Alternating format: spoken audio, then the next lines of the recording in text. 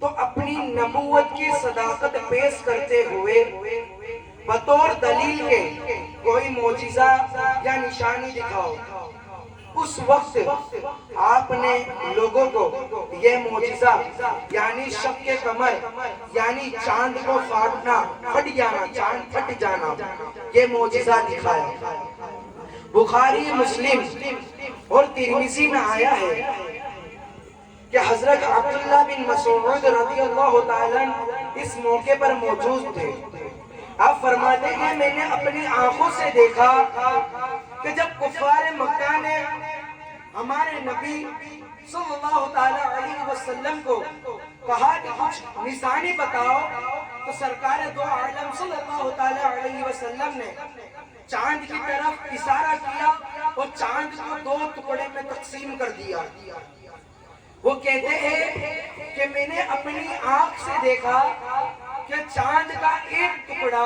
پہاڑ کے اوپر نظر آتا تھا اور ایک ٹکڑا پہاڑ کے نیچے نظر آتا تھا۔ جب حضور کریم صلی اللہ علیہ وسلم نے اتنا بڑا معجزہ کفار مکہ کو دکھایا اور ارشاد فرمایا کہ اے منافقو گواہ ہو جاؤ، گواہ ہو جاؤ اس بات کے کہ اللہ ایک ہے اور میں اس کا بھیجا ہوا نبی ہوں۔ پھر اتنا بڑا معجزہ دیکھتے ہوئے بھی کفار مکہ کہتے ہیں کہ ہم یہ جادو تو کافی وقت سے دیکھتے آئے، انہیں اتنا بڑا معجزہ بھی جادو لگنے لگا۔ سرکار دو عالم صلی اللہ تعالیٰ علیہ وسلم نے یہ ایک ہی نہیں، چاند کے اوپر ہی نہیں، سورج کے اوپر بھی معجزہ بتایا ہے۔ ایک وقت تھا سرح الزفانیہ، ایک کتاب کا نام ہے سرح الزرقانی۔ اس کتاب میں آیا ہے کہ بی بی اسماء بنت امیس رضی اللہ تعالیٰ عنہا ارشاد فرماتی ہے کہ خیبر کے قریب ایک مقام تھا جس کو کہتے تھے منزل صحبہ۔ میں حضور کریم صلی اللہ علیہ وسلم نے نماز عصر ادا کری اور آپ نماز عصر ادا کر کر حضرت علی کی کرم اللہ وجہ الکریم کی گود میں اپنا سر رکھ کر سو گئے اور آپ پر وہاں وحی نازل ہونے لگی۔ ارے قربان جاؤں میں اپنے سرکار پر، یہ ان کا ایسا معجزہ ہے کہ اللہ تبارک و تعالی کسی کو طور پر بلا کر وحی نازل کرتا ہے، کسی کو پہاڑوں پہ بلا کر وحی نازل کرتا ہے۔ میں قربان جاؤں میرے آقا کی شان پر کہ جہاں آقا جاتے ہیں وہاں وحی نازل ہوتی ہے، آقا چلتے ہیں وہاں وحی نازل ہوتی ہے، آقا نماز میں ہوتے ہیں وہاں وحی نازل ہوتی ہے، آقا سجدے میں ہوتے ہیں وہاں وحی نازل ہوتی ہے، آقا علی کی گود میں ہوتے ہیں وہی وہاں نازل ہوتی ہے۔ جب سرکار دو عالم صلی اللہ علیہ وسلم نماز عشر ادا کر کے علی کی گود میں سر رکھ کر سو گئے تو آپ پر وحی نازل ہونے لگی۔ وہاں پر جب وحی نازل ہو رہی تھی تو اللہ کے محبوب وہ جب آرام فرما رہے تھے تو انہیں محسوس ہوا کہ مولا کائنات کی عصر کی نماز چھوٹ رہی ہے، قضا ہو رہی ہے، سورج غروب ہو رہا ہے، سورج ڈوب رہا ہے اور عصر کی نماز مولا کائنات کی قضا ہو رہی ہے۔ قربان جاؤں اس علی کی شان پر، نبی کریم رؤوف الرحیم جو نیند سے بیدار ہوئے اور رب تبارک و تعالیٰ کی بارگاہ میں دعا کرتے ہیں کہ یا اللہ یقیناً علی تیری اور تیرے محبوب یعنی حضرت محمد مصطفیٰ صلی اللہ علیہ وسلم کی اطاعت پر تھا، میری نیند خراب نہ ہو جائے اس لیے علی نے اپنے قدم تک نہیں اٹھائے اور عشر کی نماز قضا ہونے دی۔ اللہ تبارک و تعالیٰ کی بارگاہ میں دعا فرماتے ہیں کہ اس سورج کو واپس لوٹا دے۔ سرکار کی دعا قبول ہوئی، سرکار نے جیسے اشارہ کہا سورج پھر سے لوٹنے لگا، سورج پھر سے دوبارہ اوپر آ گیا۔ حضرت بی بی اسماء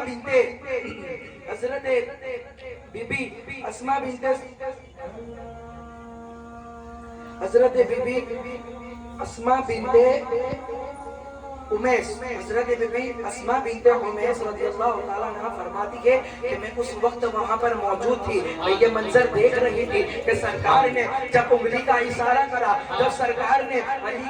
अली के लिए जब खुदाए की बारगाह में दुआ फरमाई तो सूरज वापिस तुलू होने लगा, पहाड़ों की चोटी पर उजाला नजर आने लगा, जमीनों पर उजाला नजर आने लगा, हर तरफ धूप ही धूप जा गई। इस वाक़ये को मद्देनजर रखते हुए मुझे एक शेर याद आता है कि हैदर के लिए कर दिया उंगली का इशारा, हैदर के लिए कर दिया उंगली का इशारा, सूरज को उभारा, कैसी है ये दो भाइयों की प्यार की बातें, सरकार की बातें। नारे तकबीर, अल्लाहु अकबर, रिसालत, या रसूल अल्लाह, सरकार की आमद। अश्शिफा बित्तारिफ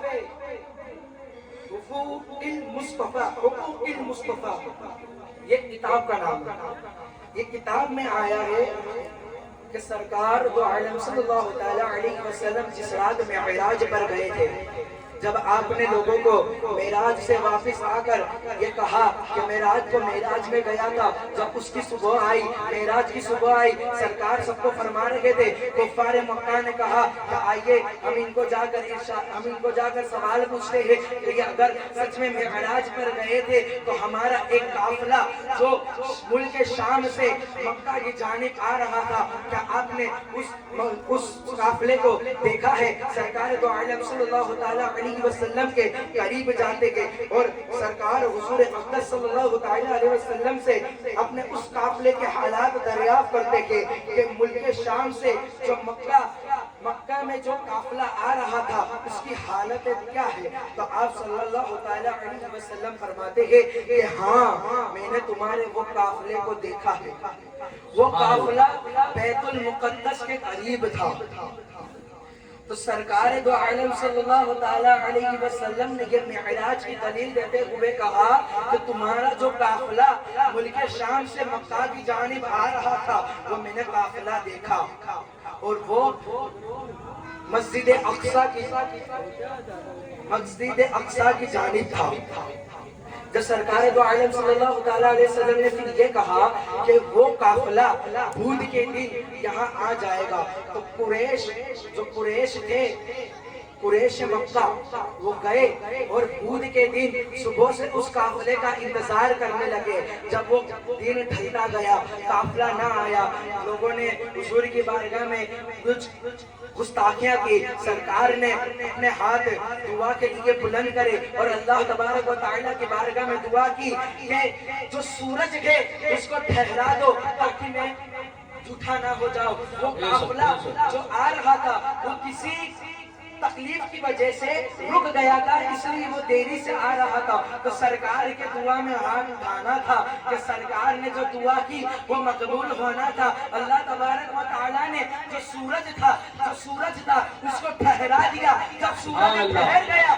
सुनिए, कब तक सूरज ठहरा रहा? जब तक वो काफिला चलते हुए मक्का में एंटर नहीं हो गया, मक्का में दाखिल नहीं हो गया, तब तक वो सूरज ठहरा रहा। तो दोस्तों, हम अगर कभी दुआ मांगे तो हम नबी का वसीला लेकर दुआ मांगे तो दुआ कबूल होगी, अली का वसीला लेकर दुआ मांगे तो दुआ कबूल होगी, फातिमा का दुआ लेकर मांगे तो दुआ कबूल होगी, हसनैन का वास्ता लेके दुआ मांगे तो दुआ कबूल होगी। इस पर मैं एक शेर कहना चाहूंगा कि बेदब यही तो पाँच गए मकसूद कायनात, बेदब यही तो पाँच गए मकसूद कायनात, खैरुन निसा हुसैन हसन मुस्तफा। अब हमने सरकार के मौजिज़ों की तो बात कर ली। सरकार के मौजिज़े इतने हैं कि मैं अगर मौजिज़े आपकी शान में बताना चाहूँ तो मौजिज़े बताते बताते ये रात कम पड़ जाए, वो दिन कम पड़ जाए, मगर मौजिज़े खत्म ना हो। अब हम सरकार की इल्म गैब पे आते हैं। सरकार दो आलम सल्लल्लाहु ताला अलैहि वसल्लम ने ज़ाहिरी जिंदगी में बहुत पेशन गोही करी थी। आप जब مرض بستر میں تھے، حضرت رسول خدا صلی اللہ تعالیٰ علیہ وسلم نے اپنے مرض وفات یعنی جس میں وہ وفات ہو جانے کے تھے، اس وفات کے وقت حضرت بی بی فاطمہ الزہرا سلام اللہ علیہا کو اپنے پاس بلایا۔ فاطمہ الزہرا سلام اللہ علیہا تشریف لاتی ہے، آپ نے اور قریب بلایا، فاطمہ الزہرا اور قریب آئی، سرکار کے چہرے مبارک کے پاس وہ پہنچ گئی، سرکار نے کہا بیٹی کان لاؤ، فاطمہ الزہرا سرکار کے لب مبارک پر کان لے گئی، سرکار دو عالم صلی اللہ تعالیٰ علیہ وسلم نے فاطمہ الزہرا کے کان میں کچھ الفاظ کہے، فاطمہ الزہرا وہ سن کر رونے لگی، پھر سرکار دو عالم صلی اللہ تعالیٰ علیہ وسلم نے پھر کہا اے فاطمہ پھر سے واپس آؤ، فاطمہ الزہرا پھر قریب آتی ہے، فاطمہ الزہرا اپنے کان مبارک سرکار دو عالم صلی اللہ تعالیٰ علیہ وسلم کے ہونٹ مبارک پاس لے جاتی ہے، سرکار دو عالم صلی اللہ تعالیٰ علیہ وسلم پھر ایک بات کرتے ہیں، اس سے وہ بات سن کر فاطمہ الزہرا سلام اللہ علیہا ہنسنے لگتی ہے۔ حضرت عائشہ رضی اللہ تعالیٰ عنہ وہاں موجود تھی، حضرت عائشہ رضی اللہ تعالیٰ عنہ فرماتی ہے کہ یہ کیا ماجرا ہے، کبھی آپ ایک بات سن کر روتی ہو، کبھی ایک بات سن کر ہنستی ہو۔ انہوں نے حضرت فاطمہ الزہرا سلام اللہ علیہا سے رونے اور ہنسنے کا سبب پوچھا، تو انہوں نے کہا کہ میں رسول خدا اور میری گفتگو کے بارے میں کسی کو نہیں کہہ سکتے۔ سرکار دو عالم صلی اللہ تعالیٰ علیہ وسلم اسی مرض میں وفات ہو گئے، جب وفات ہو گئے تو حضرت بی بی عائشہ رضی اللہ تعالیٰ عنہ نے دوبارہ دریافت کرا، جب بی بی عائشہ رضی اللہ تعالیٰ نے انہوں نے دوبارہ کہا کہ یہ ماجرا کیا تھا، تو ماں فاطمہ الزہرا سلام اللہ علیہا ارشاد فرماتی ہے کہ حضور اقدس صلی اللہ تعالیٰ علیہ وسلم نے میرے کان میں پہلی مرتبہ فرمایا میں اپنی کسی بیماری میں وفات پا جاؤں گا، یہ سن کر میں غم سے رونے لگی، پھر دوسری بار مجھے بلایا تو میرے کان میں یوں کہا کہ بی فاطمہ میرے سر کے تاج، میری جان، میری روح، میری بیٹی، میری جان سے بھی عظیم میری بیٹی، میری وفات کے بعد سب سے پہلے تم گھر والوں میں تم وفات پاؤ گی اور مجھ سے اور اپنی والدہ سے جا ملو گی۔ میں قربان جاؤں میرے سرکار پر، میں قربان جاؤں میں اس سرکار پر، میں قربان جاؤں اس حبیب عبریہ پر، میں قربان جاؤں اس فاطمہ کے باپ پر، میں قربان جاؤں اس حسنین کے نانا پر، جیسے کہ حضور نے فرمایا تھا کہ میں اسی مرض میں وفات پا جاؤں گا، بہو ایسا ہی ہوا۔ سرکار نے اپنے وفات کی غیبیت پہلے سے ہی بتا دی تھی، اور جب دوسری بات یہ کہنی تھی کان لائے، ماں فاطمہ الزہرا کو یہ بات کہی کہ کچھ وقت کے بعد آپ کا وفات ہو جائے گا، دل میں جو علم رکھتا ہے اسے پتا ہے کہ ہمارے سروں کا تاج، حسنین کی والدہ، علی کی زوجہ، حضور کی بیٹی، حضور کی جان دل، حضور کی ماں فاطمہ الزہرا، ہماری ماں فاطمہ الزہرا سلام اللہ علیہا حضور کے وفات کے 6 مہینے کے بعد بھی وفات کر گئی۔ میں قربان جاؤں اس نبی کی شان پر کہ جس نے جو غیبیت سے جو بات کہہ دی وہ قبول ہو گئی۔ سرکار جو بات کہتے تھے وہ پتھر کی لکیر ہوتی ہے، سرکار نے کہا کہ میں اسی مرض میں وفات پا جاؤں گا، سرکار اسی مرض میں وفات پا گئے۔ سرکار نے کہا کہ گھر والوں میں میرے بعد سب سے پہلے تم فاطمہ مجھ سے ملو گی، یہ قربان جاؤں میرے سرکار پر کہ ان کی یہ بات بھی سچ نکلی۔ ماں فاطمہ الزہرا سلام اللہ علیہا حضور کے وفات کے 6 ماہ کے بعد ہی وفات ہو گئی۔ پھر میں آپ کو اور ایک سرکار کی کیفیت بتاتا چلوں، وقت بہت کم ہے۔ حضرت علی کرم اللہ وجہ الکریم اور بعد دوسرے صحابہ کرام حضور اقدس صلی اللہ تعالیٰ علیہ وسلم کے ساتھ ایک سفر میں تھے، آپ نے ارشاد فرمایا کہ میں بتا دوں، حضور فرماتے ہیں کہ میں صحابہ سے فرماتے ہیں کہ میں بتا دوں کہ سب سے بڑھ کر تو بدبخت یعنی سب سے خراب انسان ہے۔ تو صحابہ نے عرض کیا کہ یا رسول اللہ وہ 2 انسان کون ہے؟ تو سرکار دو عالم صلی اللہ تعالیٰ علیہ وسلم ارشاد فرماتے ہیں کہ ایک وہ شخص جو قوم مسعود کا سرخ رنگ والا وہ بدبخت جس نے حضرت صالح علیہ السلام کی اونٹنی کو قتل کیا، اور دوسرا وہ بدبخت سر میں قربان جاؤں سرکار پر انہوں نے مولا کائنات کا طرف اشارہ کیا، سرکار مولا کائنات کی گردن پر ہاتھ رکھ کر کہا اے علی جو تمہیں یہاں پر وار کرے گا، جو تمہیں یہاں پر وار کر کر شہید کرے گا وہ دنیا کا دوسرا بدبخت انسان ہوگا۔ میں قربان جاؤں اس سرکار پر جس نے کئی برسوں پہلے یہ بات کہی تھی، 19 رمضان کی فجر کی سرکار مولا کائنات رضی اللہ تعالی عنہ مسجد میں فجر کی نماز ادا کرنے جاتے گئے، لعنتی عبد الرحمن ابن ملجم نے آپ کی گردن جہاں پہ سرکار نے ہاتھ رکھا تھا اسی جگہ پہ عبد الرحمن ابن ملجم لعنتی نے سرکار دو عالم صلی اللہ تعالی علیہ وسلم کے بھائی حضرت علی کو جہاں پر حضور نے ہاتھ رکھا تھا وہیں پر تلوار مار کر انہیں زخمی کر دیا، اور اس کے بعد سرکار دو عالم صلی اللہ تعالی علیہ وسلم کے بھائی حضرت مولا کائنات کرم اللہ وجہہ الکریم کی اس تلوار کی وجہ سے، اس تلوار میں جو زہر تھا اس کی وجہ سے سرکار دو عالم صلی اللہ تعالی علیہ وسلم کے بھائی کا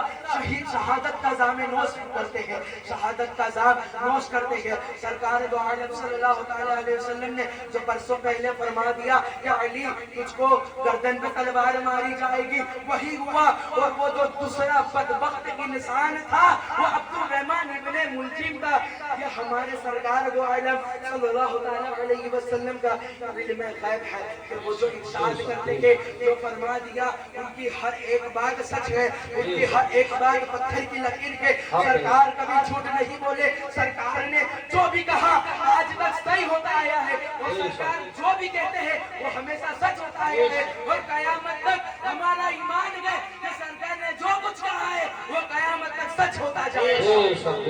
اور سرکار دو عالم صلی اللہ تعالی علیہ وسلم کی اس غیبیت پہ جو لوگ کہتے ہیں کہ ہم اس علم غیب کو نہیں مانتے، اس پر میں ایک شعر کہتا ہوں کہ ان کی اوقات ہی کیا ہے کہ وہ اتنا جانے، ارے پتھر سے کلمہ پڑھواؤ پھر کہنا رب جیسے تھے، چاند کے دو ٹکڑے کرواؤ پھر کہنا رب جیسے تھے، سورج کو تم بھی ٹھہراؤ پھر کہنا رب جیسے تھے، سورج کو پھر سے لوٹاؤ پھر کہنا رب جیسے تھے، پیڑوں کو سجدے کرواؤ پھر کہنا رب جیسے تھے۔ ارے ان کی اوقات کیا ہے کہ وہ اتنا جانے، ان کی اوقات کیا ہے کہ وہ اتنا جانے، ان کی اوقات کیا ہے کہ وہ اتنا جانے۔ وہ ایک انسان کو کلمہ نہیں پڑھا سکتے، سرکار تو پتھروں کو کلمہ پڑھاتے ہیں، سرکار تو پیڑوں کو کلمہ پڑھاتے ہیں۔ تم بھی یہ کر کے بتاؤ، تم بھی یہ کر کے بتاؤ۔ اس میں ایک شعر ہے کہ ان کی اوقات کی کیا ہے کہ وہ اتنا جانے، فرش والے تیری شوکت کا علو کیا جانے، فرش والے تیری شوکت کا علو کیا جانے، خوش روا عرض پہ اڑتا ہے پریرا۔ نعرہ تکبیر، نعرہ رسالت، یا رسول اللہ، سرکار کی آمد، مرحبا، جس نے رسول اعظم، مرحبا۔ وقت کی پابندی کے ساتھ میں اس تقریر کو یہاں پہ ختم کرتا ہوں۔ وما علینا الا البلاغ۔ السلام علیکم ورحمۃ اللہ وبرکاتہ۔